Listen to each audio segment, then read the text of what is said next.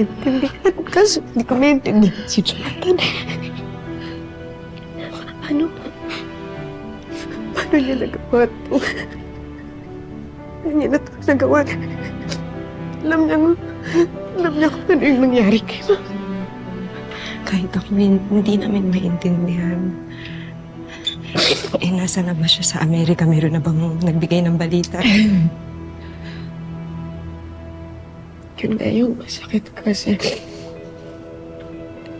Kasi hindi namin alam kung nasan siya.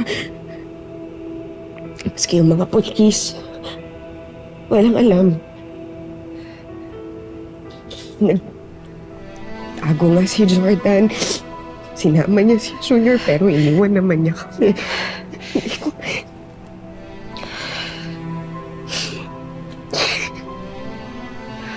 Alam mo, inabandon na ako ni Jordan sa pag-aakala niya patay na si Tori. Kaya ko eh. Naintindihan ko siya eh kasi natanggap ko naman yun eh. Pero sa pangyayaring to, bakit hindi niya iniintindi si Tori? Okay lang yung mga pangako niya sa akin. Okay na yun. Pero yung kay Tori, bakit kinalimutan niya si Tori?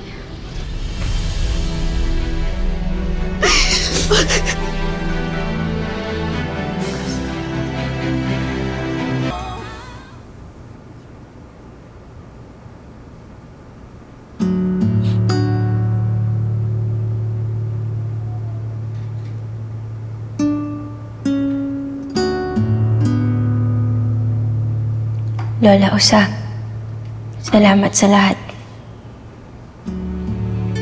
Kahit hindi mo kami obligasyon, tumayo kang nanay-nanayan ni Tatay Leon. At lola ko na rin po, na parating na riyan para sa akin. May hilingin ako sa'yo. Huwag kayong magmamadali ni Kuwago, ha? Tapusin muna ninyo ang inyong pag-aaral. Abutin ninyo ang inyong pangarap. Ang tunay na pagmamahal, nakakapaghintay. Kung kayo talaga, kayo pa rin. Hindi ko po kayo makakalimutan, Lola Usa. Marami pong salamat sa lahat. Mahal na mahal ko po kayo.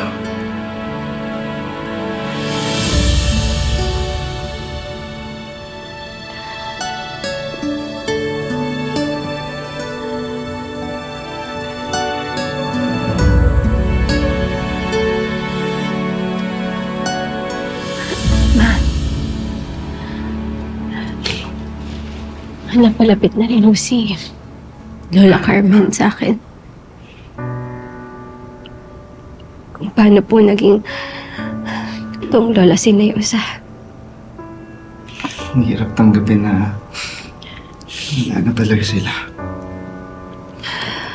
Lalo na si Kausa na palaging nandyan para sa atin. Alam kong masakit tanggapin. Pero isipin niyo na lang, hindi naman nasayang yung pagkamatay nila. Dahil sa sakripisyo nila, nakaligtas yung dalawang bata. Tsaka si Jordan. Diba? Nakaligtas nga sila, Ma. Pero wala naman si Sir Jordan at si Junior.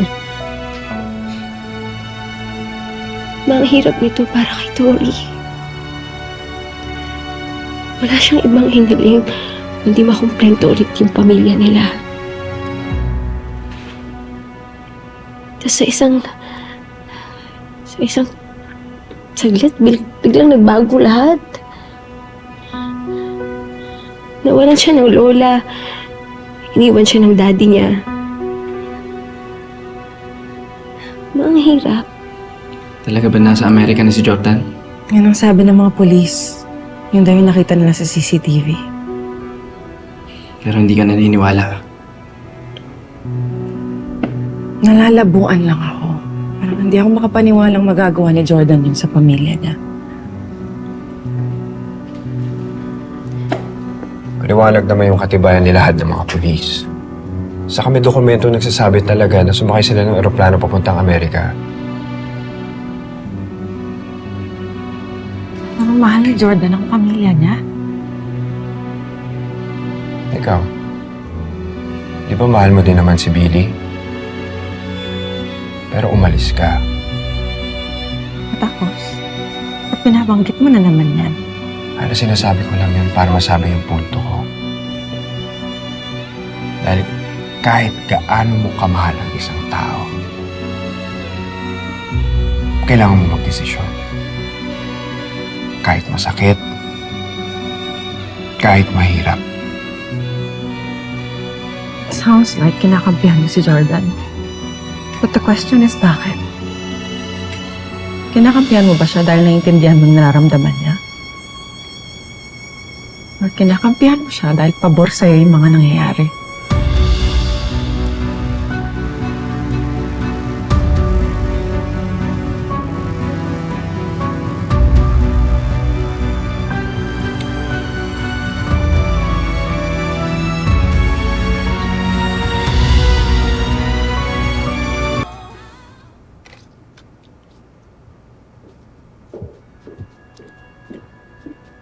Kaz, magpahinga ka na kaya muna. Hindi ka, okay lang ako.